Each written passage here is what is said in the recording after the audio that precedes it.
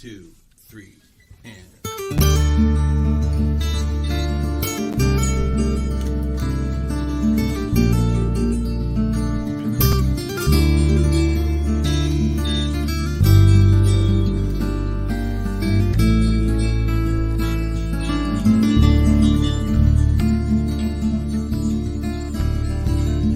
קדוש, קדוש, אחד ישראל, ברוך שמו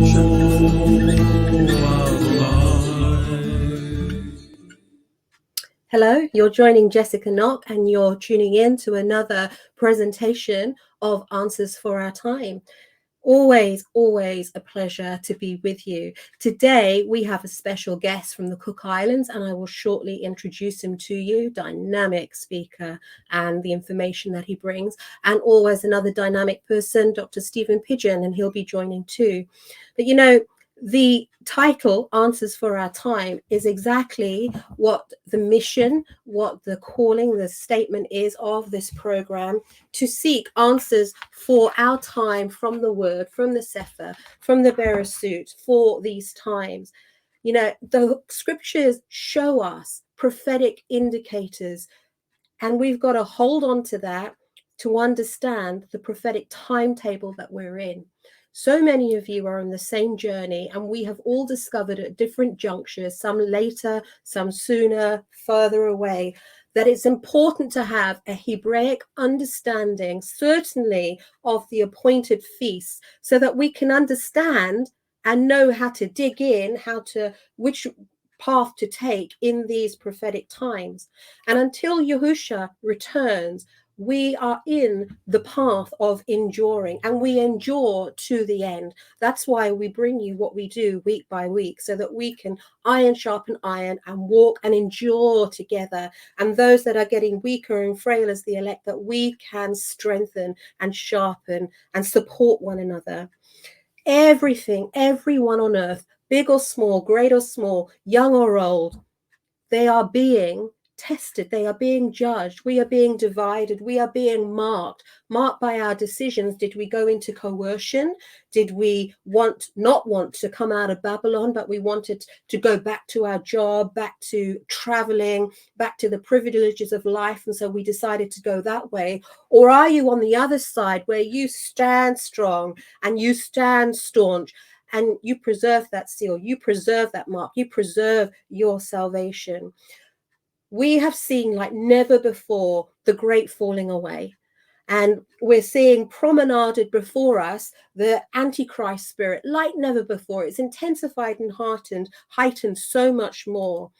Hasatan is having a field day deceiving his people, even those that are established in the hireling leaders that I speak of, the hireling shepherds that I speak of so often, in every crevice of authority.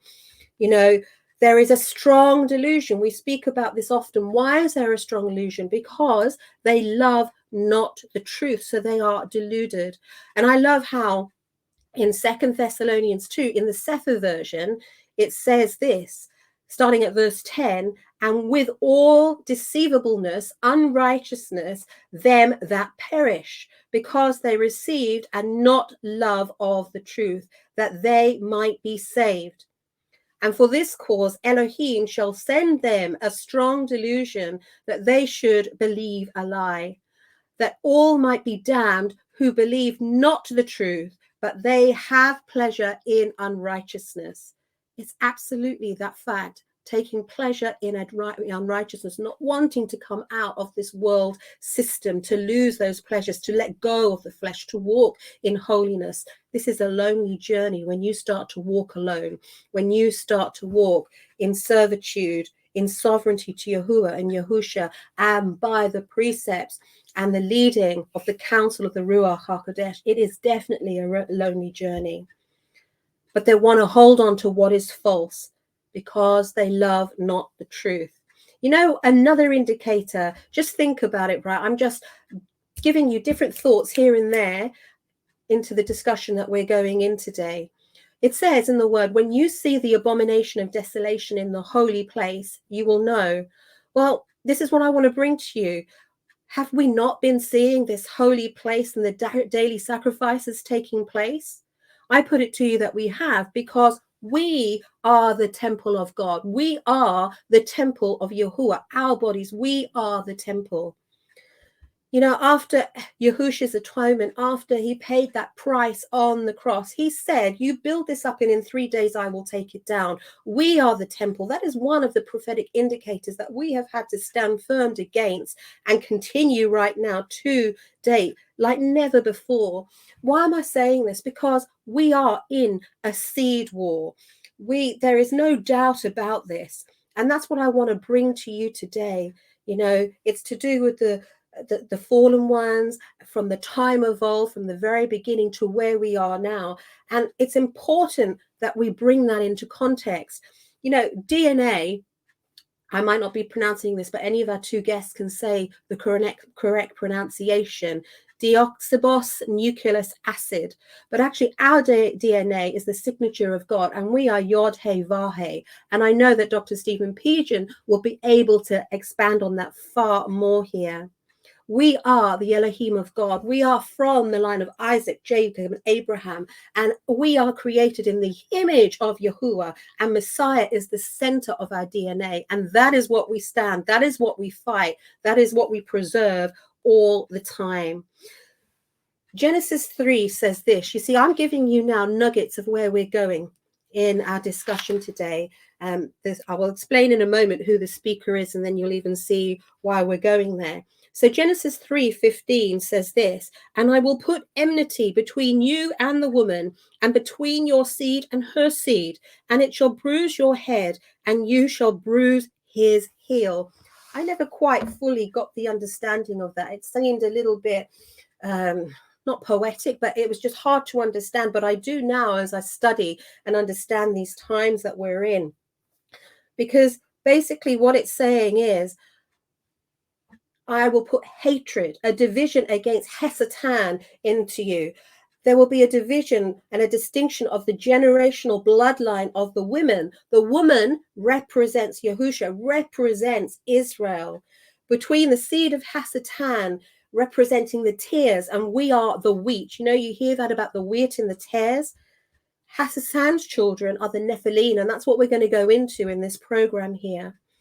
You know, again, it is a seed war. The seed, which is Yahushua, is the seed of the woman. I've said that. To bruise Hasatan's head, as we just read. Why? Because he came to pollute the genome of mankind, to prevent the birth of our Messiah, our Savior, Yahushua. Simply as that.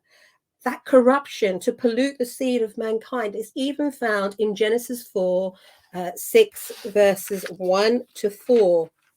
Let me read that to you.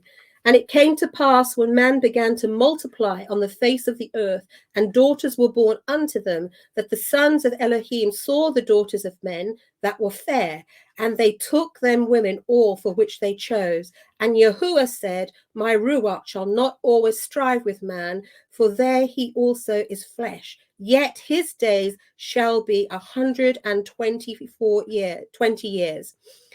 There were Nephilim in the earth in those days, who also gathered afterwards, when the sons of Elohim came in to the daughters of men, and they bore children unto them, and some became warriors and tyrants, which were from everlasting mortal men of the name. You know, again, it's a seed war. It's about multiplying and coming against that multiplicity, coming against the sons of God. These are the final fallen angels, rather, and you see how they intermingled with the daughters of man. And that's what we're going to be discussing in detail today. Now, the guest that I have, before I bring him on, I want to explain. I'm going to play one of his videos. He is dynamic with his videos and his presentations. In fact, they're second to none when it comes to his presentations. And he specifically is speaking for the last several years on two things: the mark of the beast, the Nephilim, the fallen angels. And he shows the ties and the connections together. But he is like a Tom Horn of Australasia, of New Zealand. And Shane and I are personal friends with him. He's very, very special to us. The price that he has paid with his life, with his family, to do what he is doing is amazing. And he's going to be sharing some of that with us. But, you know, as we go into this, I've asked him, because within his own bloodline, going further back, so generations of his grandmother and great grandmothers, they pay testament to the Nephilim and the fallen angels. And I want him to share that with you personally, and even his modern day friends, the work that they do, how that comes into the equation. He's a really gifted speaker here, and to have him aside with Dr. Pidgeon, with them both having the knowledge and the studies in this area, then it's making for a great program today. And that's what excites me. So before I bring him on, his name is Chosen Few.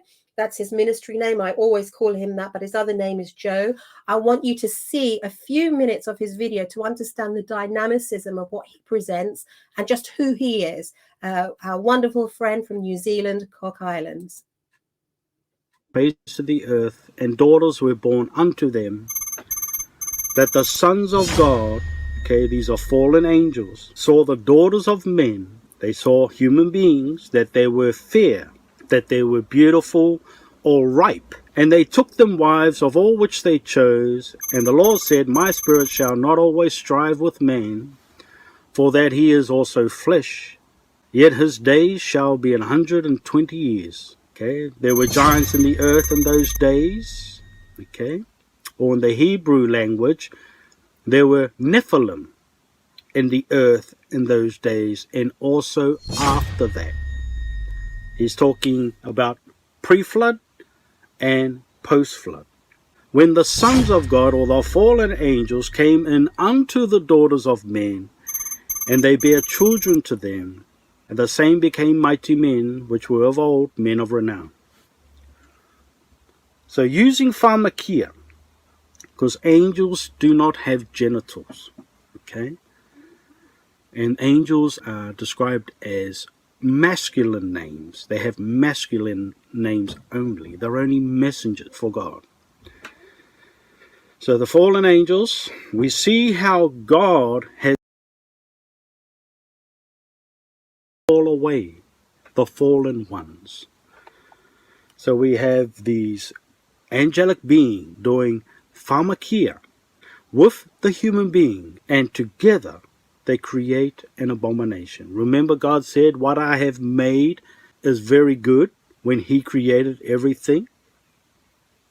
Now we see an agenda to mix species. When you mix half angel and half human, and you put that together, that's an abomination to God.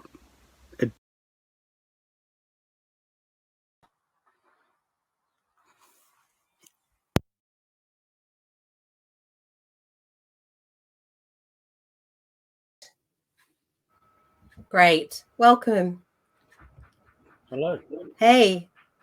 Hi. We can hear you. We can hear you. It's so good to have you.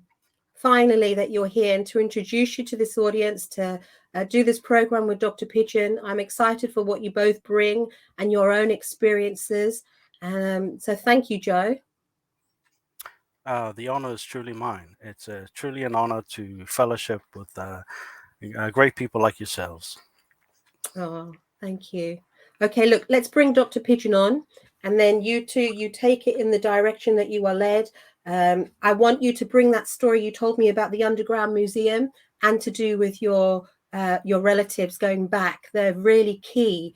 And at some point, we're going to show maybe around where you live and so on. So one moment. Stephen, welcome. Hi, Stephen. Hold up. Great to be here. Thank you. I love the opening video there. Great word you're bringing forward there. And how long have you been talking this way, can I ask? Since 2012, I did some 11-part series regarding the future mark of the beetroot. You gotta be careful with the AI algorithms. The mark of the beetroot, And I did teach that it's all about genetics. And I had a couple of great people to delve into understanding even more so about the giants of old, through Tom Horn and the likes of Steve Quayle. Um, Excellent to understand the tears or the Nephilim. Mm-hmm. Yeah, Steve Quayle and Tim Alberino, Tom Horn, that group. Yeah, I'm very well aware of that group and their teaching and their studies. It's very interesting stuff. And of course, now we see I think we're seeing the mark unveiled. That's been my position since August of 2020, that the mark has been unveiled and that it's coming ahead full steam. And there seems to be uh, no relenting in the approach to promote this thing worldwide, notwithstanding the millions of deaths and millions of injuries that have been created by it so far. That doesn't seem to strike anybody as discordant or a dissonant word in this world today, which leads me to believe that we've reached the reprobate mind. Yes, indeed, that's right. And unfortunate, and it is no surprise to us, because the Bible did foretold it, that these days would get this bad, and it's no surprise to us that many would fall away. There won't be a great revival; there will be a great falling away. And Agreed. Totally agree with that. Yeah. yeah, yeah, Yeah. You know, the beauty of Joe, chosen few, Stephen, you can see at the back, his background is like a wind tunnel. He's actually living how a lot of us will be living, because he's paid a tremendous price with his family for what he's doing since 2012. He's basically, and he was going to show us around at some point, he's basically living as we could be in the wilderness, pitching up tents anywhere. And just his faith, his tenacity, and how he does this is amazing.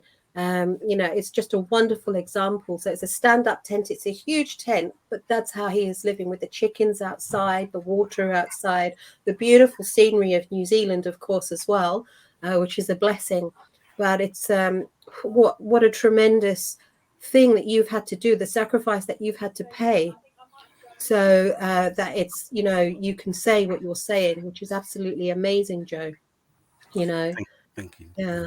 So a It's bit equally amazing when you look at what's going on in New Zealand, because quite frankly, uh, let's just call her J.A. mm, All, if you know what I yeah, mean, uh-huh, has created one of the worst dictatorships in the world. yeah, And it is a techno-fascist, pharmakia-driven dictatorship. And one of my well, I shouldn't say he's a personal friend, but it was a fellow that I knew, Chuck Missler. You know, mm, he used to run a very strong ministry in Idaho, and then he and his wife moved to New Zealand. I think they were south of Christchurch. That's right. mm, And were you familiar with him, Joe? Did you know him? Yes, very well. Yeah.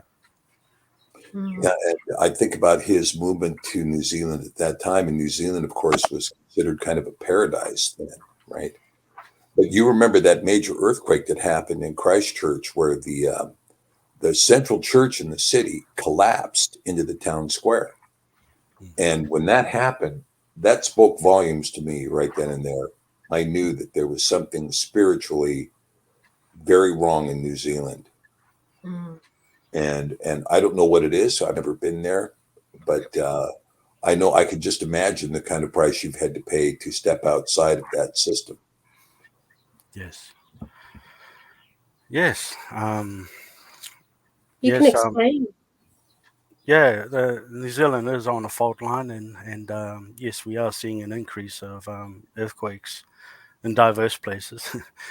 A lot, and but it's a blessing, no matter where I am, and I'm grateful for what I don't have, and having a grateful heart goes a long way. Yeah. Amen.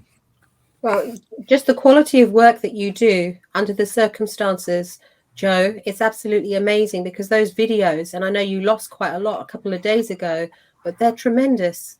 And the amount of technical work and how long it would take to do that, it's no small thing. So you do everything with excellence as well, you know. Yeah, I'm dyslexic. I never did good at school. I never read a whole book in my life, and the more I lack, the more God can fill, is what I've noticed. That I can't do anything on my own accord. And just putting Him first and seeking truth. As a little child, my mum took me to church, Potter's House Church, to watch an end times movie. You might be familiar with this movie. It's called A Thief in the Night. It's a very B grade. I think it's 1970s movie. Schofield and Darby driven, dispensational, and it had to do with the mark of the beast, and it put the fear of God in me. And as I was a little kid, I've watched Exorcist and all these horrible movies when I was young, and I literally ripped my undies when I did watch them, and I was frightened. But the mark of the beast, that B grade movie, put the fear of God in me throughout my whole life. And 2017, I decided to pursue that knowledge, and I came to a fork in the road where I didn't want to listen to anyone else, all these superstars here and there regarding Bible knowledge. I seek the scriptures for myself, and I discovered that there's a genetic spinal cord that's laced throughout all of God's word, and it's all to do with genetics. Preserving Israel's bloodline was key, which was the verse that you quoted, Genesis 3:15. The seed of the woman, that woman being the generations of Israel, that seed, which is the Messiah. And from that verse, when he brought forth this prophecy towards the serpent being for beguiling Eve, that verse right up to when Messiah was born and when he died and rose again, everything in between that was all to do with preserving that prophecy of Genesis 3:15, and what I discovered through my teachings from learning and trying to study myself approved unto Him is that the great flood, um, um, God taking His chosen people out of the hands of Egypt, pure blood, and also the departing of the Red Sea. And also the reason why God gave Israel the Torah, the commandments, and also why God gave them an incentive of the milk and honey. And also He gave every soldier in the army of Israel the strength of Samson, a strength over 1,000 men. And so we see God's supernatural protection over their bloodline in order to produce the seed of the woman, which is the Messiah, and and that's what I've noticed. And also, I discovered by looking into other mythologies, they do have an element of truth. Yes, the star gods did descend to earth and commingle their seed and mingled with the seed of men and created their own species. But all the creations are credited to them and not God, not the God of Abraham, Isaac, and Jacob. And and I mean, it's the big elephant in the room. Our oceans are named after Nephilim. Our planets are named after Nephilim. Merchants are named after Nephilim. We have Versace that has a logo of a snake woman or Medusa. We have Starbucks that has a siren or half mermaid. All these $1 million Echidna. companies use What was that, Stephen? Echidna is her name. Echidna. The demon that Is is that on the Starbucks logo is Echidna, the two-tailed sea serpent, the mother of Yeah. all demons. That's right. And we have Nike, the goddess of victory. So we see the big elephants in the room. The more knowledge you consume, the more you understand the elephant in your life, and that will literally surrounded by genetics. And it's all over Hollywood. Hitler was all about genetics, and yeah. So genetics is the main spinal cord that I teach, right from the start right to the end, is all about genetics. Is this a genetic spinal cord, that I call it? And without that, you won't be able to understand the days of Noah. You won't be able to understand the true purpose of Israel. And without that, which in turn, without that, you won't understand the mark of the beetroot. Oh man, I'm just an outstanding commentary, Joe. I mean, I just think I think you're dead on it. And when you talk about this, you mentioned something in the video that you said, okay, well, these fallen ones do not have genitalia, so it had to be done by some other means. Now, the some other means, of course, trying to find this in Scripture is difficult. It's difficult to find. But we Yes. do see in the sexual prohibitions in Leviticus 18, thou shalt not have relations with your first cousin, with your mother-in-law, with your half sister, on and on. You have this list. That's right. But then you get to, you shall not pass your children through to Molech. Mm. And that's in this same list. Now, this has to be a genetic manipulation that was being used by some means. Now, I don't know exactly what it is. I mean, I've speculated in the past that it might be what's called microchimerism, where essentially you would take an impregnated ovum and you would move it into a host mother, a host Nephilim mother, whose DNA would wrap or encircle that ovum and create the triple helix, DNA. Now, Right. I mean, that's just one theory. I don't have I don't have I don't have any data on this. I mean, we're just trying to put some ideas out there. Mm. But there was something that was being used, some methodology that was being used to create that triple helix, that third strand of DNA that would take you from the 144,000 genes to the 216,000, that would allow the body to host the spirit of a fallen one. What's your Yes. thinking on this? Yes. I agree. Taking up shop in the house, um, we as human beings, our genetics are ripe and pure for salvation. That's the first requirement when it comes to salvation, is that you have to be patented, or the offsprings of Adam through Noah, and that's the first requirement for salvation. I'm sorry, I'm just leading into the answering your Good. question. But yeah, I do teach that. Um, the the Baal worship, or the god of Moloch, is passing your children through the fire. What my interpretation of it is, that it is symbolic for having Nephilim children.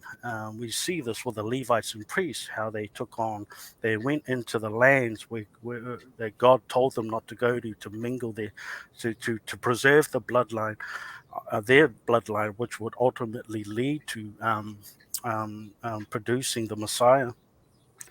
But they ended up taking wives or concubines, and their children were unredeemable. They will not rise. And God also ordered for them to be utterly slayed. And a lot of Christians don't understand why God was so evil. But the reason why is because they are alien to Him. They don't belong in His creation. Hence the reason for the flood, and hence the reason for Sodom and Gomorrah. Sodom and Gomorrah also was a compared. The scripture says, likewise, keyword likewise, the days of Noah, is Sodom and Gomorrah was compared to. They had strange flesh walking around, which are hybridization. We see the Amorites, the Jebusites, and the Zimzimians, and all these people that were the children or the offsprings of King Anak, King of Bashan. and also Goliath. They were all these tiers, the Nephilim, and we see that riddled right through the Old Testament, and and that's why my teaching, or my learning came to understand. Hey, this genetic spinal cord of another species. This whole book, the Word of God, is all about two species at war. Well, We boom, the boom. You're yeah. saying something there, right there. I mean, that is really quite incredible that you're offloading this information. Two species at war. Now, one of the things we talked about, in fact, I mentioned this in one of my classes, that it's very clear that there is restricted membership in the covenant. There are people that are in and people that are out. There is wheat and there are tares, right? There Yeah. are those that are predetermined to be in and those that are predetermined to be out.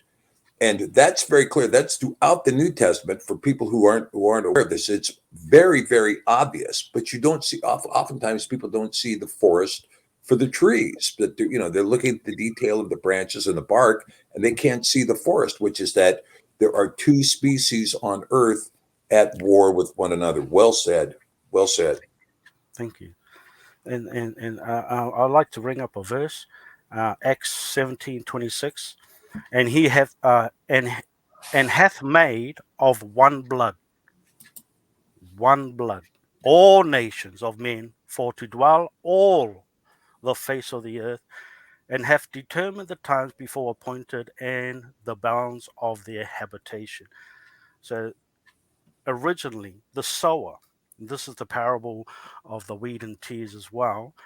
Originally, the God of Abraham, Isaac, and Jacob created one DNA, and that lets us know that also that set of DNA is only required for salvation. That's the first requirement, is that you have to be of God's creation, and so yeah, so it's all to do with DNA. That's right. Yeah. Yeah, I wish it's fascinating. And when you talk about the blood, I mean, this is an issue that I think when we talk about these variant species, we've had a lot of discussion about this. We discussed this a little bit last night about the idea that the Beni Elohim, right, the sons of Elohim that's discussed in Genesis 6. Well, who are these sons of Elohim? They appear to be a distinct species from the creation Adam and Hua. Adam and Hua, Ish and Isha, beings that were initially covered with some kind of fire or light, who lost that fire and light eating from the tree of the knowledge of good and evil, and reduced them to flesh and mere flesh without the body of light, causing death to come into the world. Compared to the Beni Elohim, created in the image and likeness of Elohim, and not necessarily in the image and likeness of Yah. And we see this corruption of the species, very well documented in the book of Hanok, Enoch. It's very well documented in the book of Jubilees. The book of Jasher reiterates exactly what you were saying earlier on, that supernatural strength was given to the house of Yasharel. I mean, it's very clear when they describe Judah and Levi and Shimon leaping over walls and taking on hundreds of soldiers on the other side and destroying them, right? Or the ferocity of Manasseh, who was just an unbelievable warrior. I mean, and you get this description really quite well said in the book of Jasher. It's just detailing it. Everything that you're saying here is so true that this would happen. And so we see that this idea of the blood, the unique blood of mankind, which contains this notation of Yah in the amino acids, right? The name of Yah in the amino acids of the DNA. And so the name of Yah is written in us, and his blood is found within us, and his DNA as chosen by him is what is within us. And that's found in so when it says in Leviticus 17:11, ki nefesh habesar, right? The life of the flesh, badam, is in the blood. The soul of the flesh is in the blood. And so this unique blood, Yah is telling us the unique blood of man is a unique blood. It's unique and different from the corrupted blood of the corrupted seed. And even so, even when we talk about this line of Judah, when we look at the house of Israel and you see that the Mashiach comes from the line of Judah, remember that Judah was not what you would call a faithful person. I mean, Judah was, well, to use the Yiddish term, he was a schmuck. I mean, here the guy, he wanted to kill Joseph. Reuben had to talk him out of it. And then when he gets married, he marries a Canaanite woman and he has all these Canaanite kids. And then he goes out and picks a Hebrew girl and says, here's a Hebrew girl. I'm bringing her home so that you guys have a wife. They're like, we're not touching any Hebrew girl. Get her out of here, right? The first son says, forget it. I'm not marrying her. He drops dead. Second son says, I'm marrying her, but I'm not touching her. He drops dead. Third son says, I'm going to marry you as soon as I turn 21, 15 years from now, right? And then he marries someone else, right? So here's the Hebrew girl, and Judah's married this Canaanite woman, produces 3 Canaanite sons, and their offspring are going exactly nowhere. So what happens? He goes up to visit, Las Vegas for the shearing of sheep, and who presents herself as a prostitute? It's Tamar, the Hebrew girl. And so sure enough, she comes home pregnant with twins, and it is from this union between Judah and Tamar, it is from this union that comes the bloodline of Zarak and Pharez. Pharez being the bloodline of the Mashiach, the seed of the woman. Again, the seed of the woman from Sarah, the seed of the woman from Tamar, and the seed of the woman from Miriam is really the equation. It's all set forth in Matthew 1, preserving the bloodline through the miraculous hand of Yah. Beautifully explained. Yes, indeed. And it's sorry. When you were talking about the mark of the bamboo there, the mark of So what has led you to conclude? Talk to us about the mark a little bit. Sure. I like to use parables. Monsanto's one of the biggest seed producers in the world. They've hacked into the software of God's corn. Okay, it's originally God's corn. It was originally patented to him. Everything is patented to him. Monsanto's comes along, hacks into the software of the corn, and they use the phrase, or they use CRISPR-Cas9 technology. It's been around for decades, and a lot of our groceries are CRISPR-Cas9. And they use the phrase cut and paste. And also the CRISPR-Cas9 is on their own websites for everyone to see. CRISPR-Cas9 is in there, as well as the patent name luciferase. And they use the phrase cut and paste, which means to divorce and to marry into, change of ownership.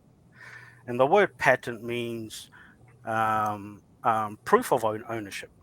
Okay, when you brand something, but in this case, it's at the cellular level where the patent name is replacing, God's name in our DNA. And using that parable, God will never share his corn with Monsanto's. The scientists say that if you change the human genome even 1%, you are no longer classified as a human being, but in their words, you are now a hybrid. So that's their words, which is true. And so what this, what the carrot does is that, like a Trojan horse, it's a literal Trojan horse that delivers an army of tech, of CRISPR-Cas9 tech, with the patent name luciferase. Erase means divorce. We have another divorce. It's also compared to the days of Noah. They were marrying and giving in marriage. We see another divorce. Vid backwards is divok, which also means divorce.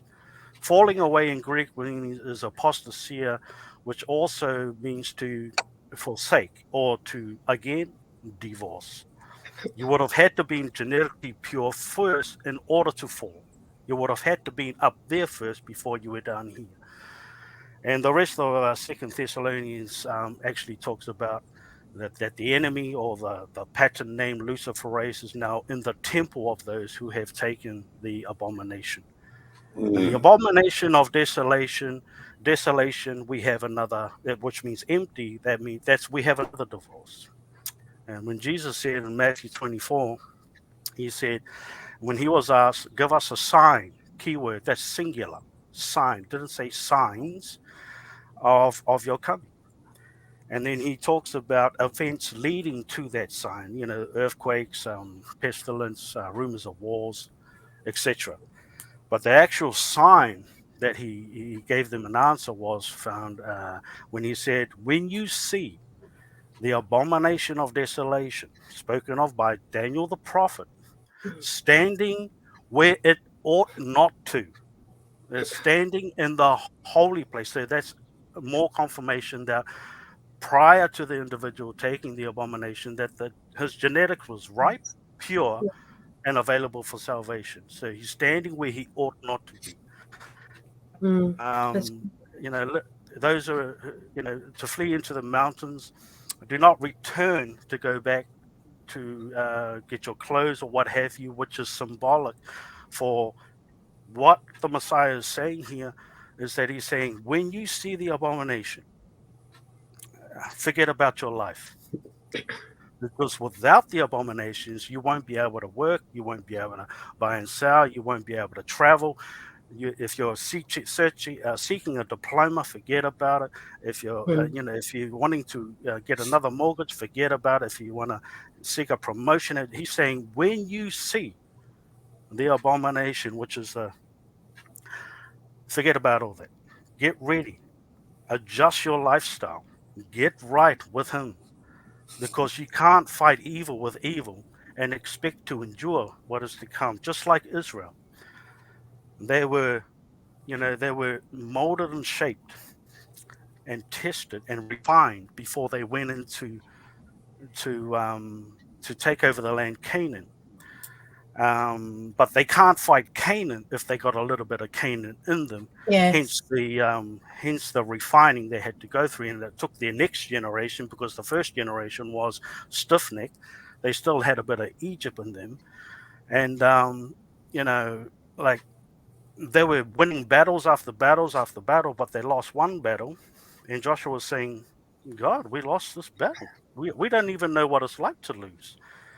And God said to him, you have sin in your camp. He finds Achan. And this is also evident that there were conditions to inherit the land.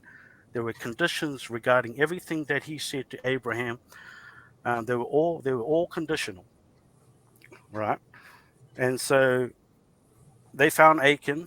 And they killed his family, and then they started winning the battles again. And that's just evident that in order for us to overcome what's to come, we ourselves have to go to that mountain and take off our shoes, which is symbolic for we have to clean up.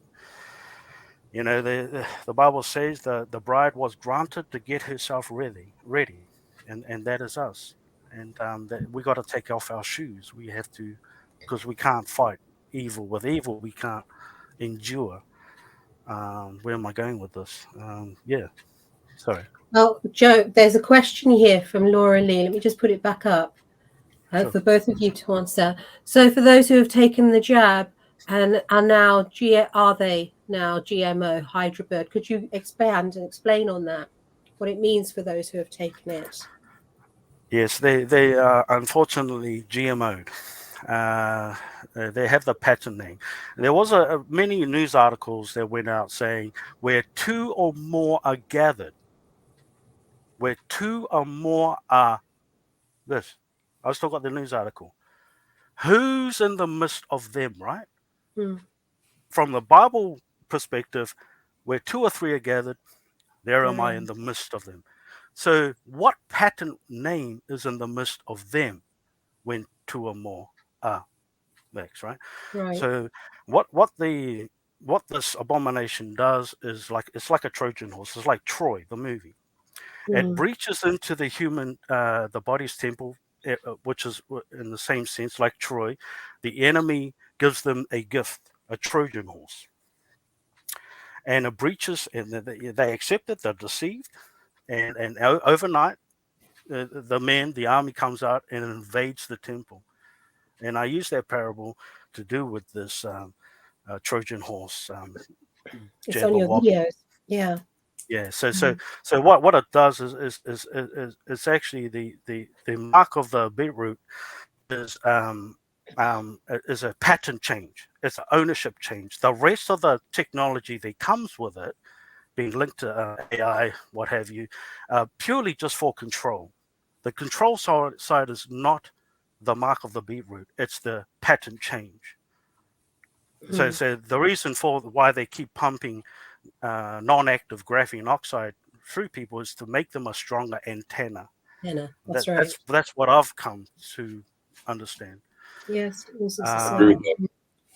Yeah, and if you don't mind, Joe, let me answer this too, because Laura has a big question about this. Recently, the U.S. Supreme Court has already ruled on this issue, actually, that if you have mRNA introduced into your system, that the mRNA does change the DNA, and when it does change the DNA, it changes it like a GMO, like a genetically modified organism that you would find in a vegetable or in certain breeds of animals and so forth, genetically modified. And as a consequence, you're patentable and you're owned by the patent producer. That's right. And that's the truth of it. You are no longer a free human being. You are an entity whose life is controlled by the patent holder. Now, you may not see this control in your lifetime. It used to be that the Catholic Church would assert control by using a symbologized birth certificate, and then to trade your birth certificate as chattel property if they had no knowledge that you were alive. In other words, if you weren't in Europe and attesting to a priest physically that they could determine you were alive, they would declare you to be lost at sea, or in Catholic jargon, being held in purgatory, and your soul was being transacted. It was being as chattel property. And this is also discussed in Scripture, that they were the buying and selling of souls, right? This is discussed as being done. And so as a consequence, we can see that this gives another modification that allows someone to buy and sell you on an international transactional market, and you don't even know you're being transacted. But once they have evidence that you have accepted, and you are an entity that is controlled by that patent, and and as such, you're owned. Yeah, you will own nothing, and you will be happy about it, right? Yeah. Yeah. Yeah, there you go. Yeah, that's right. And when it comes to buying and selling, we had an event where the whole world had shut down. There were many stores around the world we couldn't access without the pass. Yeah. So, the mark of the beetroot is here, but the buying and selling is gradual. We can obviously see that. And unfortunately, those who have taken the abomination are now patented, and the rest of the jobs is or to just making them a strong antenna for control. But the actual mark of the beetroot is becoming another species, because, like I quoted that verse, there was only one blood for humanity, and if we were to change that, we are no longer his property. We are alien to him. We are a degenerate plant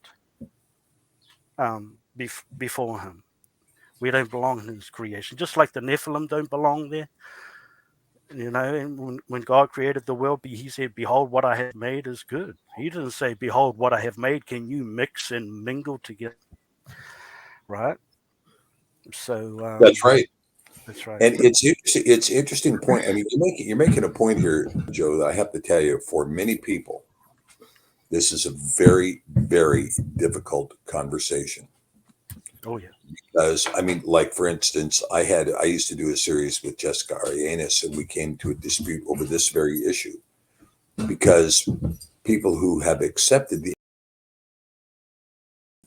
do not want to hear that they have adopted a DNA that has moved them out of the kingdom of Yah.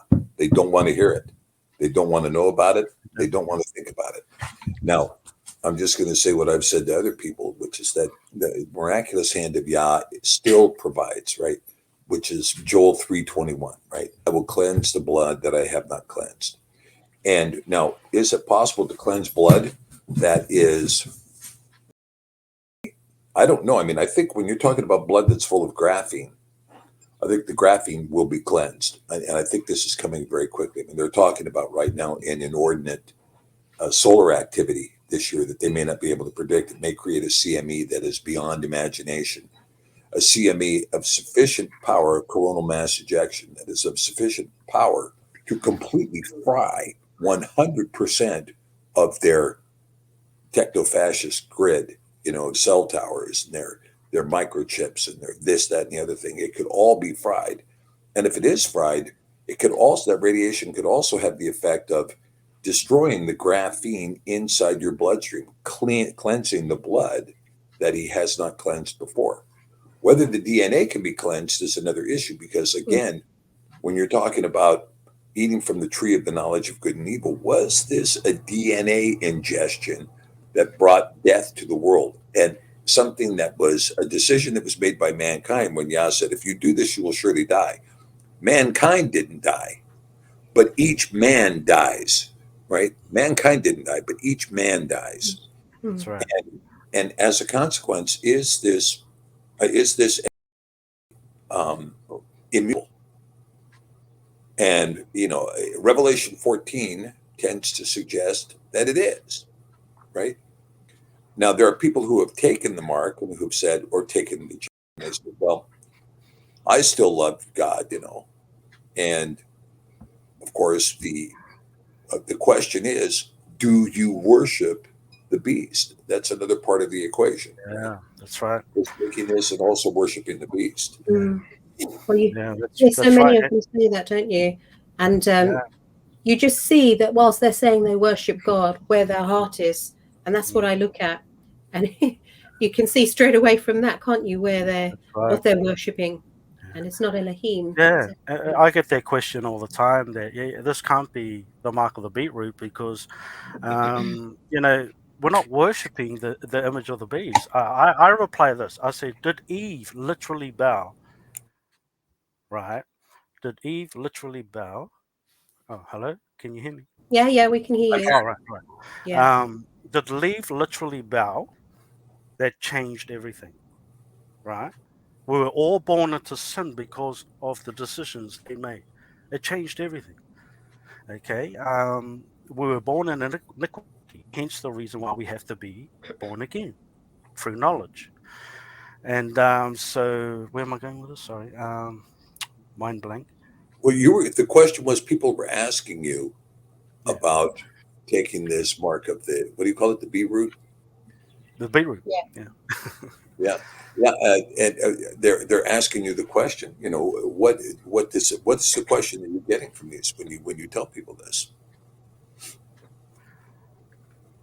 Oh, the questions. Yes. I get a lot of objections, like it can't be the mark of the beast because we're not bowing down to the beast. It can't be the mark of the beast because it has to be in the right hand or the forehead.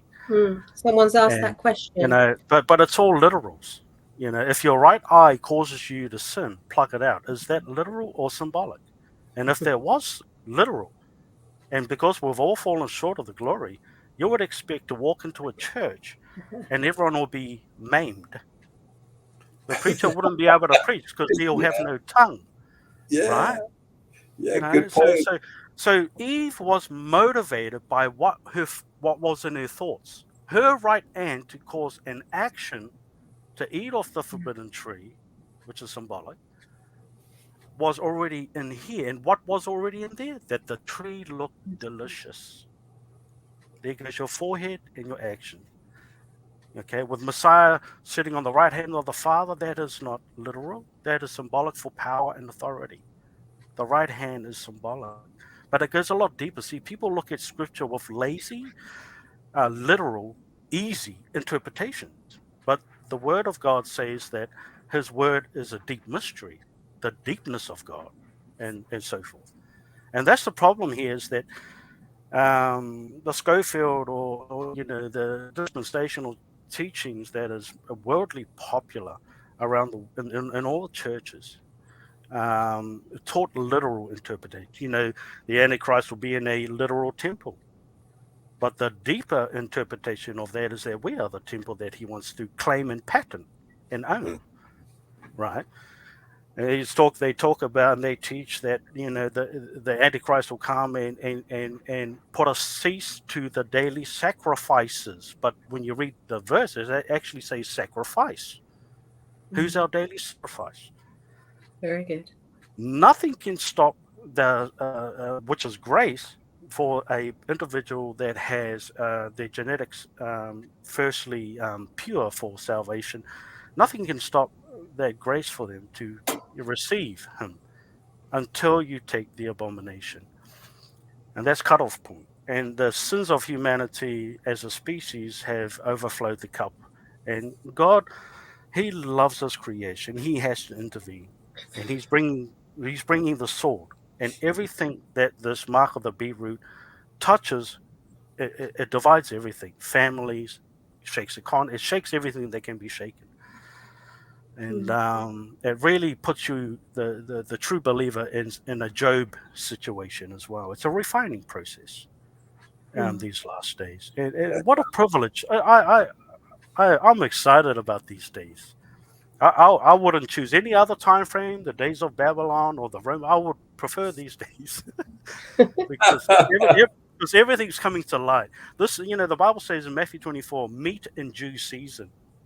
We can all agree that is due, right? So the meat is the deepness of his word, to understand the genetics right from the get-go, right to the end. The Messiah, he's given the order to the reapers, the angels, to gather the tears first to burn. Now in Matthew 24, it talks about 2 will be in the field, 1 will be taken. Okay, and the other 1 left. And the Schofield and Darby indoctrination taught everyone that's the rapture. No, this Messiah giving the order to gather the tears first. It's them that are gone, not us.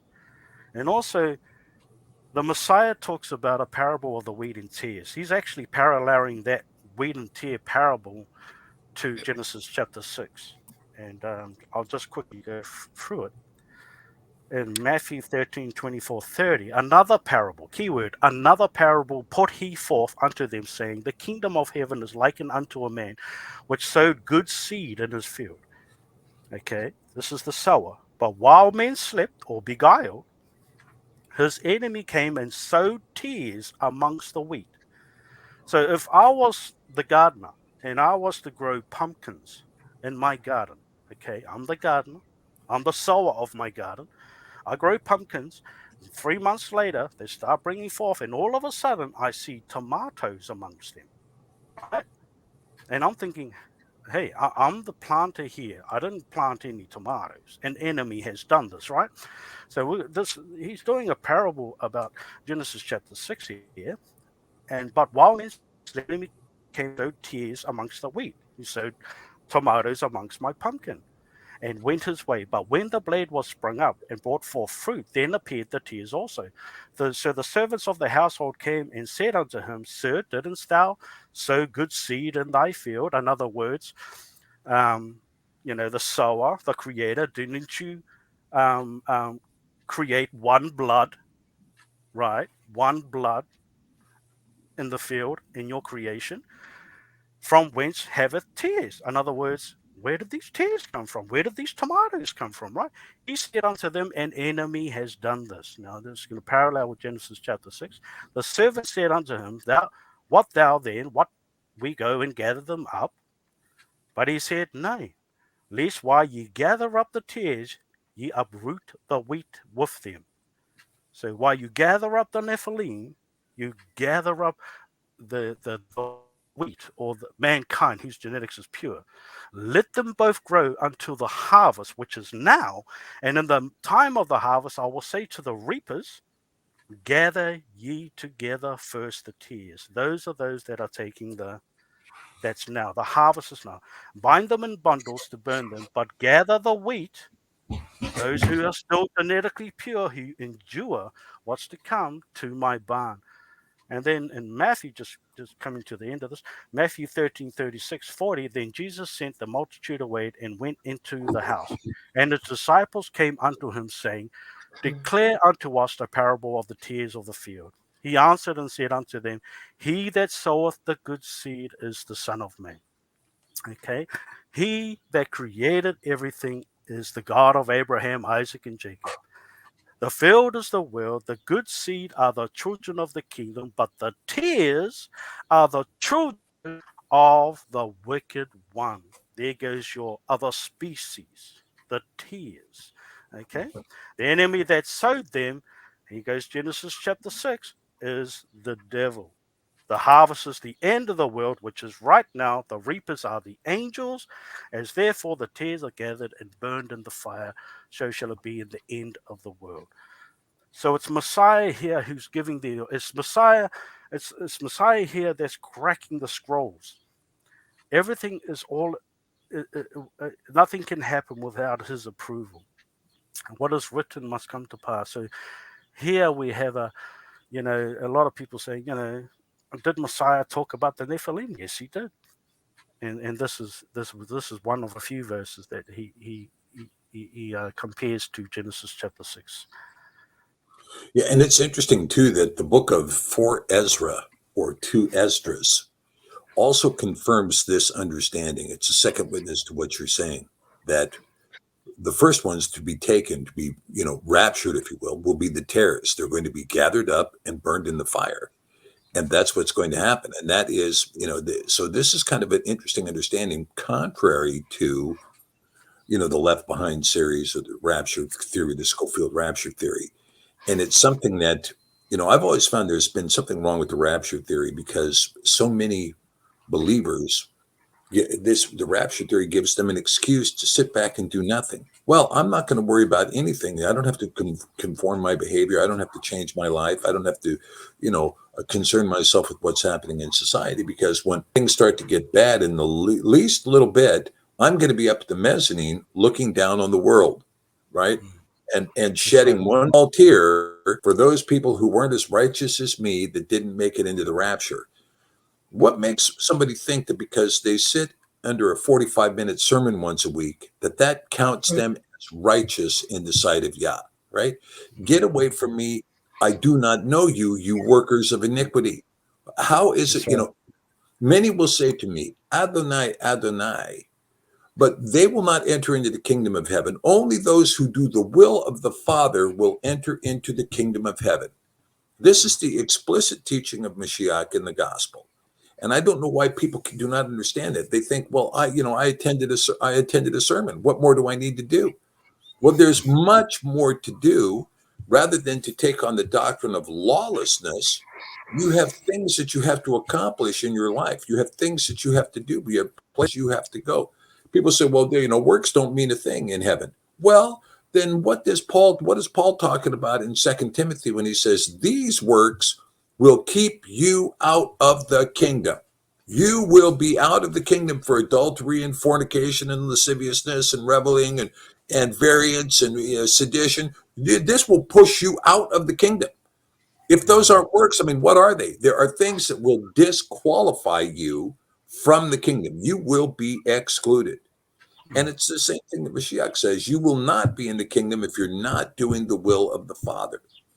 And so we see many people who they think they're under the impression that there is nothing to do. They can just sit back on a rapture doctrine and just wait to go up into the mezzanine because they want to believe in the rapture, instead of believing in the truth that's in 2 Thessalonians 2, like Jessica presented at the beginning of the show tonight, which is keep on the stuff you're supposed to do, whether or not we're coming to the end of the world, whether or not we're coming to the end time.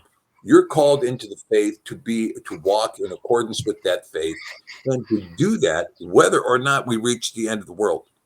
And I think if people started to adjust to that concept and move in that direction, they would find themselves infinitely happier. Number one, they'd be infinitely happier, instead of trying to live the life with asking themselves the question, what can I get away with and still get into heaven? Right? Mm, This is kind of the Christian ideology. What can I get away with and still get into heaven? Instead of Yeah. having this fire insurance kind of mindset, why don't you do the things that Yah asked you to do? Obey the Father. Follow him. Guard his word, guard his commandments, be his child, right? Lift his name in your life. Be a child of the name by doing the things of the name, that we can call ourselves the children of Yah, and that he would look Yes. at us and say, you are my chosen. You are Yeah. my chosen. You know? That's right. mm. Beautiful. Mhm. Joe, I want you to share with Dr. P and with our audience, because this is really important. This is how we got together, in our conversations. You're the Underground Museum. I don't want to give too much away. Oh, Please yeah. share that, Yeah. because for Dr. P, this it's good. It's part of his research, but also your own family line, your grandmother, great grandmother, and their experiences. Because from our Caucasian cultures, we don't get what you get in the Pacific cultures, our type of the Asian cultures, Australasia. And there is a big spirituality. Yes, there is the demonic side to that, but you pay testament to these fallen angels and Nephilim. And that's what I want to bring out here. I Sure. find that fascinating, and I want everyone Sure. and Stephen to hear. Yeah. Well, while Tom Horn and Steve Quayle were touching bases on Nephilim in Peru and all around the world, no one was looked into the South Pacific Ocean. So I started my own journey and did videos back in 2017. And the more you know about the species, the more you know about the abomination. That's the key there. So I went on my journey to understand mainly three cultures here in the Pacific. It's Samoan culture, the Maori culture, and also um, the Cook Island culture. And I looked in all their mythologies. Every mythology around the world talk Can you about the say this star. again? Joe, can you say this again? Which three cultures did you look to Oh, again? I looked at my own culture, which was the Cook Islands. I looked at the Samoan culture and the Maori culture. Okay. Okay, that's Okay. yeah, and and and I found out not only through these three, but every single culture around the world has a Genesis chapter 6. It has an element of truth. And the reason why they all have these sacred scripts and songs and what have you, and they all sound similar, is because they come from one location, from the plains of Shinar under Nimrod. These are Nimrod cultures. So prior to Messiah's birth, death, and resurrection, thousands of years prior to that, the world Nimrod culture was scattered to the four corners of the earth, which required the soap or the blood of the Messiah to come, which is through the gospel, to help clean up. And and when I did these videos, I discovered giants here in New Zealand. It's riddled. When the 7 canoes came here to New Zealand, they were greeted by redhead giants. And also in the Cook Islands, there were many giants. The biggest giant was over 20 feet. His name was Moke. And in Samoa, they had a King Moso. The Samoans still sing the song today. King Moso was a king. He was a giant, a Nephilim. His footprint is there in Samoa for everyone to visit. It's huge footprint. And he used we know that cannibalism come from these tears, right? Because in Canaan they were eating up the inhabitants, and so I went to discover more stories, giant weapons that only giants could wield, and well, they call them taiahas here. I had a bloke down the South Island contact message me through YouTube regarding the New Zealand giants, and he said that I am right. He worked for the government. He went to excavate a graveyard down in the South Island of giant bones, giant femur bones, and our governments are covering up all our true past and shoving that our true past here in New Zealand under the mat, just like everywhere else in the world, because these giants or these hybrids or Nephilim support the biblical narrative and not the Darwinian narrative. And anything that goes against Darwinian narrative, they don't want to know pre-Māori. They don't want to know who was here before the Māoris came here. But and so with the museum in Wellington, I had two friends that I've known pretty much all my life. And when they watched my documentaries, they said, "You're right." And I said, "What do you mean?"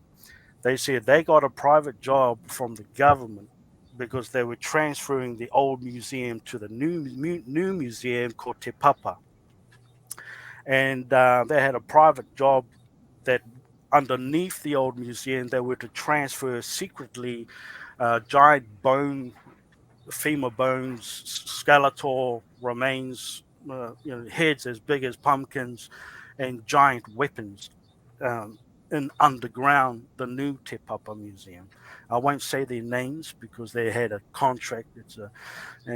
But it's like an amnesia has come over the world to actually anything they go, to hide these giants. And we know why, because the more you understand these Nephilim giants or our true history, you will understand what the mark of the beetroot is all about. And so my videos are there on the Pacific Giants, and a lot of information I've dug up from via internet to light It's these. fantastic information, and what's also interesting, is that some of the archaeology, like we had a discussion about this last night on the Dig, our Thursday night show. And we discussed just the kind of the tip of the iceberg. Jesse and I have been discussing this with Malcolm David and with John Hallam on this program as well, which is we see that the world had a different shape in a different time, and there may have been a second cataclysm. There may have been a cataclysm that is related to the fall of angels from heaven. Now, there are people who are saying that there was a fall that took place between Genesis 1 and Genesis 2 and 3, a fall that brought the earth into ruin and devastation, but that we see a species surviving. We see a species of giants. For instance, I've seen some of the record that L.A. Marzulli has shown out of Peru, where they've walked into caves of, again, red-headed beings. They weren't as big as the giants that you were describing there in the South Pacific, but they were still large human beings with the extended cranium, different sutures in the skull, and the red hair. And this red hair, clearly a different species, a non-human species. And so we know that there is a record now and this is one of the beauties of the Daniel 12 thing happening, where knowledge is just increasing all over the world. And this knowledge that's increasing now is giving us a tremendous amount of information. And we can see that this business of Nimrod, you talk about the Nimrod culture, it looks to be that there was, of course, Nephilim DNA present in Nimrod. Now, Numbers 13:33, talking about Anak, this is a passage that, in my opinion, is only correctly translated in the Sefer, that says there were Nephilim in those days, the sons of the Nephilim, the sons of the fallen ones. And Anak has no previous genealogy.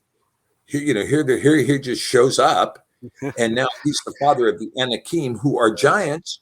I mean, it's clearly described in Joshua and so on and so forth. The Anakim were giants.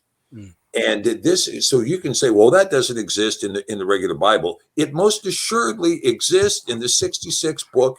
Even if you're reading the poorest version of scripture out there, you're still going to find the Anakim, who were giants. You're still going to find Goliath and his brothers, giants. You're still going to find Og of Bashan, who was a giant.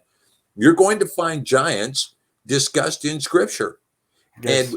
And even today, he refers to the Raphaim, right? The dead souls of the giants. And so here we see that with this giant culture, that Nimrod, a warrior and a tyrant, right? Which is, the so-called mighty men of renown that's talked about in Genesis 6:4. these warriors and tyrants, this was Nimrod. He was one of them. He was a warrior and a tyrant. And this culture that he started caused these guys to move. But what happened when they moved? What did they find when they got there? They found giants living there, right? And now there's some discussion, and Tim Alberina and Steve Quayle talked about a discussion about finding evidence of giants on the island of Sardinia, right? Sardinia. And Sardinia is a very interesting situation because what appeared to have happened is you had giants living in the Holy Land. And so when the Exodus occurred and these 2 million people all of a sudden are crossing Jordan and they're coming into the Holy Land, these giants are realizing, hey, these guys are here to kill us. Let's get on boats and get out of here, right? Let's skedaddle, right? And so I think that's a lot of what happened is they skedaddled. They went to other places. They were trying to find other places. But I think also there was proliferation of these giants. So for instance, let's say these giants are here, these fallen Elohim are here, okay? And now we have a flood, but somehow there are giants that are surviving when we have the story of Noah surviving, the eight human beings that survived. Yes. Did anything else survive anywhere else on the planet? It's possible because suddenly they're back teaching their culture and they're back building their culture in other places around the world. And so, and we know, I mean, like people say, this is where I get a big laugh, and you might appreciate this being a South Pacific Islander, right? These myopic archaeologists, I mean, you just have to laugh with some of these historians, man. And they're just like, you got to be kidding. The only way North America got populated was everybody crossed over land bridge between Siberia and Alaska and then worked their way down. That is the stupidest, dumbest theory you can possibly imagine. I mean, even today, nobody lives at that end of Siberia. You cannot imagine how hostile that world is at that tip of Siberia that comes over the Bering Sea. And, look, let me use a word that the archaeologists that forget, okay? Boat. Okay? Noah had a boat. Everybody's had a boat since Noah, right? So, there was no land bridge to Samoa. There was no land bridge to Polynesia. There was no land bridge to Tahiti. There was no land bridge to the Cook Islands. They got there by boat. Yeah, good point. Very good point, Stephen. Very good point. Yeah. Well, Joe, I want to thank you. Listen, I want to thank you. You've been, your presentation is spectacular. I think it's outstanding. And I think the work you've done, thank you for your historic work in looking into the giants in the South Pacific when other people do not have the money or the time or the inclination to get there. And to be able to delineate to us, I know even, in the Japanese culture, there is discussion of Nephilim, right? Yes. It's a very explicit discussion, right? Yeah. It is. Because the Japanese are meticulous in their genetic rendering, meticulous.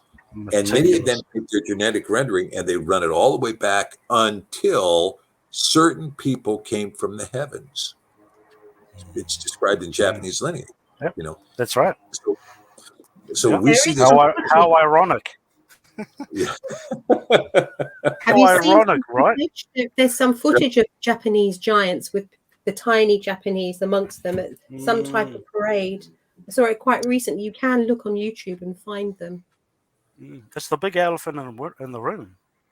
Yeah. But it requires knowledge to unveil. They're well surrounded by genetics. Our species that's dominating that is the god of this world. And very, very true, Stephen. And yes, it's very, very interesting to understand the true history and our current situation and what's to come. And my people are destroyed for the lack of knowledge, understanding the days of Noah, the lack of understanding the genetic spinal cord that ran from Genesis 3:15 right up to Messiah's birth and death and resurrection. And genetics today is all about the mark of the beetroot. Yeah, you know, And, I've got to say, Joe, when I look at Revelation now, Revelation to me is completely explained when you view it from a genetic point of view. oh, All of a sudden, you can the whole see it. Bible. Yeah, Yes. yeah, the whole Bible. Yeah, good word. Good Yeah, word. yeah, Word. that's right.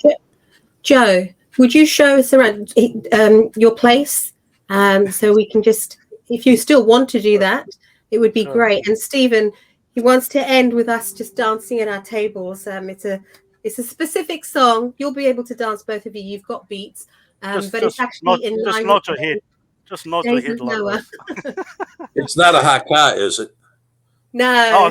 It's a reggae song about the days of Noah. It's just a short song, Oh, but yeah, I just asked Jessica, could we, end it with a, it's a joyful moment, and the days of Noah is here, and we're excited, and Hallelujah. what a time frame. This time frame has been anticipated by theologians and biblical scholars for thousands of years, and now we're here. These days are not coming down the road anymore, folks. They're here. And I'm excited. Okay, then I'll give you a little tour of my my tent. Yeah. Thank you.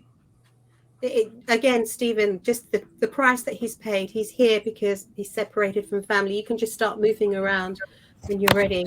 And this is what we desire to do, and he's already doing this. It's absolutely Now this amazing. is my little kitchen. This is my room. That's my daughter's room. And the lawnmower's gone. Yeah, I've got my TV here. It's my room here. Got that there. Shoes.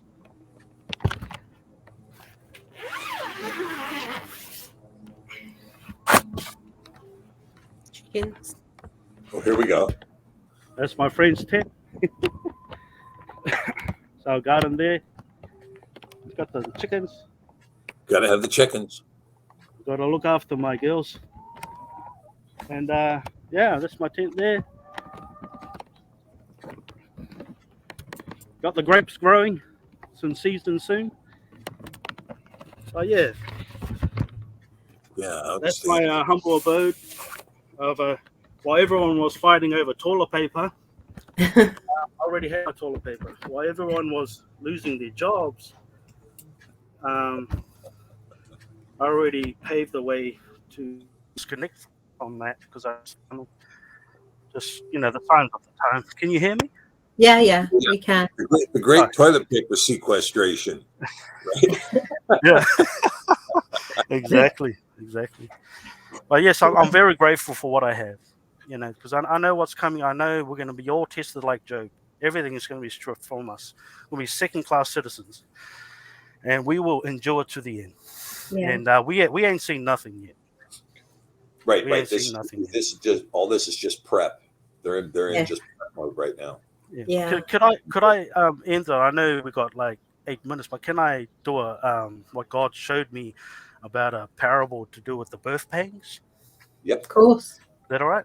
Yeah. Okay. These days are described as birth pangs, as as they get stronger and stronger. Okay, the contractions of a woman, and the first sign of giving birth is the bursting of the waters.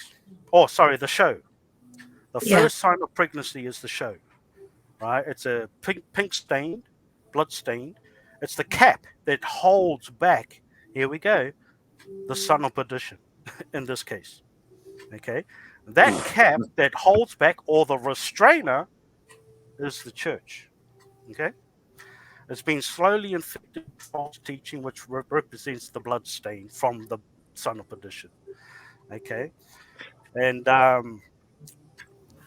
here's another key phrase: drain the swamp. Okay, get rid of the plug. All right. In other words, genocide, humanity who's holding back or restraining. The son of perdition, which represents persecution, ultimate persecution, martial law, hence righty rah. So the baby is coming down. Once this process has been happening. I call it the spreading of the abomination, written in Daniel 9:27. Okay, the sprinkling of abominations, and the birthing of the son of perdition, which is symbolic for things will get worse, and our test will get even more harsher, and at the same time will be refined. The son of perdition is coming down the birth canal. All right, it's that dilation. Is at the dilation point, and that dilation point, where you can see the head of the baby, is the crown, and that's where we get the word corona from, the crown. Okay, it took them 9 months to come up with a thing. From March to December, they have come together to formulate this. Okay, according to them, which is exactly 9 months of giving birth. And we're at that. What I believe is that we're at that stage of the final birthing, which is which will be World War III. That'll be the final push, because you can imagine what it will be like after post World War III, that the whole world will be shut down, and martial law will be everywhere, and the will be pushed even more so. So that's just a little parable that God showed me regarding the birth pangs, and that when Donald Trump said drain the swamp, it actually meant that to what I understand is that to genocide humanity, that's holding back the forces of evil, for holding back what is coming. And yeah, so I just thought I'd just share that with you. Powerful. That's really good. Yeah, and it's a very good analysis, I think. I love your work with the parables, Joe. I mean, they're fantastic. Because the parables, of course, they have yet to be completely unearthed, and you've done as good a job as anybody. And That's great. what we're talking about now, relaying it to birth pangs and to a woman's travail. There's also this idea that it's unrelenting. Once it starts in waves, and it just keeps getting stronger and stronger and stronger, and it doesn't go back. Ask a woman if she can stop being in labor once the labor pains come. You can't. The labor stops when the child's born. That's it. And so here we are. We've gone into labor, and the labor just keeps coming at us, and it's non-relenting. It's been unrelenting, and as a result, Right. we see this. And yeah, so you think that the water breaking is the idea of genocide of the earth. Oh, the water breaking represents the economic debt bubble. The Yes, the boom, the, boom. the corona has popped it on the economic bubble, the economic debt bubble, and the water that comes out represents the toxin of the white horse. Yeah. Bow means toxin, and it's fear. The water's covered the whole with the fear has covered the water, which is I think I'm not 100% sure, but it could be paralleled with the water coming out of the dragon's mouth in Revelations as well. With the great Yeah. flood. Yeah, with the great flood, sure. And there it is. But the earth will swallow it up. Yeah, this idea of the great flood and the earth swallowing it up. The economic bomb is going off as we speak. Okay. And Yeah. hopefully next week, Jesse, when we get into Tuesday, I want to spend some time talking about current events next Tuesday. We're just going to hit the deck hard and heavy. Okay. The economic bomb is going off right now. It's going off worldwide. And many of the analysts, I mean, I was reading reports last night, many of the analysts are saying biggest economic bomb in world history, in human history. It's the single largest financial collapse ever registered, ever known, ever seen, ever even contemplated. Oh, yeah. And it's going to be a worldwide collapse across all fiat currencies worldwide. It's going to cause a massive plummet to the earth. And of course, the things happening now in Europe are so. I wish I could,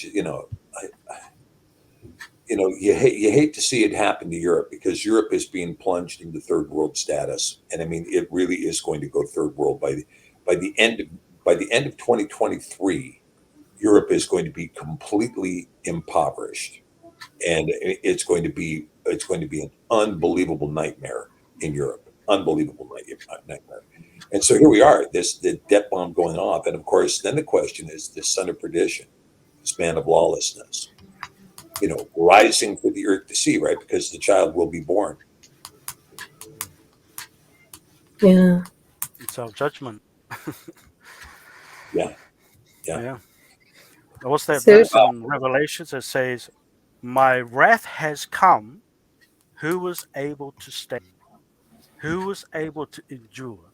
We all know that everyone that takes the mark of the beetroot, they receive God's wrath. We know that without a shadow of a doubt. Heartbreaking. And, so my wrath has come. Who was able to endure? Yeah. It's been very, very instrumental to partner both you two together. That was important. I've been planning that for a while, and it was instrumental both how you bring your different fields of research and just that you are together today. You will be back. You've got so much more to share. And I just thank you, because you're such a humble friend in the way that you do your presentations, when you know so much as well and put so many years into it. So Dr. P, I and Shane, we just want to say thank you, because you're so special. And the comments people are saying what a beautiful humility you minister from, and that's really important. And we thank you for that.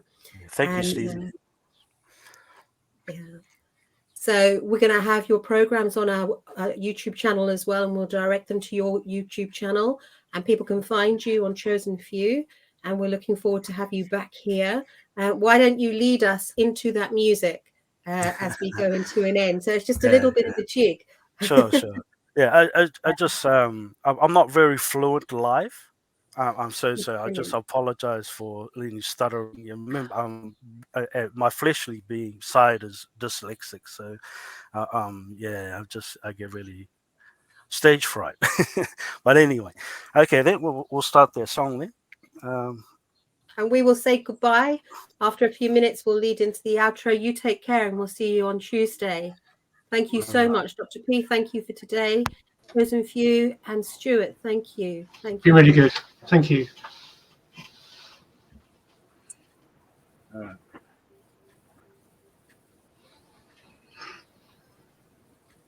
You got it?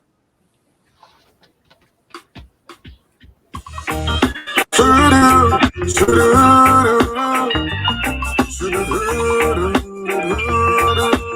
a good time to be alive. In the beginning was the Word, and the Word was with God, and the Word was God.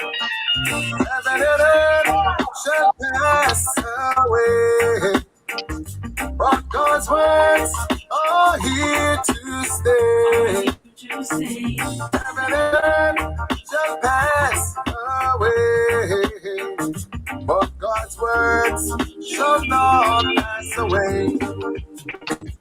As it was in the days of Noah, so shall it be once again. In those days before the flood, they were eating, drinking, and marrying, while the mark of the beast is in place.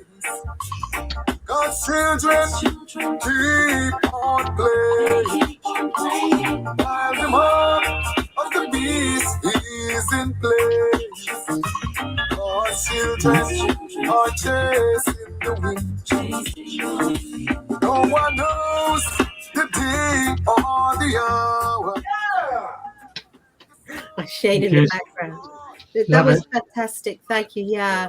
And you know what's been great about today? We've had a global, I really do feel we've had that global representation with all the different countries mentioned and where we're from today. So it's just been a real honor to do this program with you. Thank you. We love you guys. Thank you so much. It's been a really special program. You take care, guys. God bless everyone. God bless. Bye. 2, 3, and